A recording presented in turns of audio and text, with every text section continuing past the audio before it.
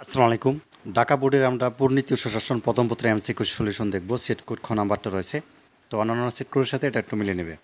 আচ্ছা, এখানে দেখো এক নাম্বার যে প্রশ্নটা রয়েছে এটা হচ্ছে তোমাদের ক নাম্বার গণতান্ত্রিক হবে, এবং দুইয়ের হচ্ছে গ নাম্বারটা গণতান্ত্রিক, তিনের হচ্ছে এটাও গ নাম্বার। আচ্ছা, চারের হচ্ছে গ নাম্বারটা হবে প্রাকৃতিক সম্পদ, পাঁচের হচ্ছে খ নাম্বারটা হবে সামাজিক, ছয়ের হচ্ছে খ নাম্বারটা হবে রাজনৈতিক স্বাধীনতা। আচ্ছা, সাত নাম্বারটা হচ্ছে তিনটাই অ্যান্সার হবে, আটের হচ্ছে তোমাদের নগর রাষ্ট্র গ নাম্বারটা। আচ্ছা, নয় হচ্ছে তোমাদের এখানে ক নাম্বার নৈতিকতা, এবং দশের হচ্ছে 10 ডিসেম্বর। এগারোর ক বাংলাদেশ, এবং বারোর হচ্ছে তোমাদের গ নাম্বার দেশপ্রেম। তেরোর এখানে তোমাদের হচ্ছে গ নাম্বারটা। চোদ্দোর হচ্ছে তোমাদের খ নাম্বার 6 হবে, এবং দেশপ্রেমী ইংরেজি পেট্রিয়টিজম অর্থাৎ ক নাম্বারটা হবে।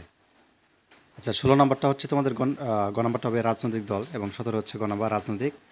18 নাম্বারটা হচ্ছে 2009 সাল খ নাম্বার। 19-এর গ, 20-এর হচ্ছে খ, 21-এর হচ্ছে তোমাদের এখানে গ, এবং 22-এর হচ্ছে ক, এবং 23-এর হচ্ছে গ নাম্বার হবে, এবং 24-এর হচ্ছে গ, 25-এর হচ্ছে গ নাম্বার, 26-এর খ, 27-এর গ নাম্বার, এবং 28-এর হচ্ছে তোমাদের এখানে ক নাম্বার আত্মত্যাগ, এবং 29 নাম্বার হচ্ছে খ নাম্বার, 30-এর হচ্ছে গ নাম্বার মোটেস্কো।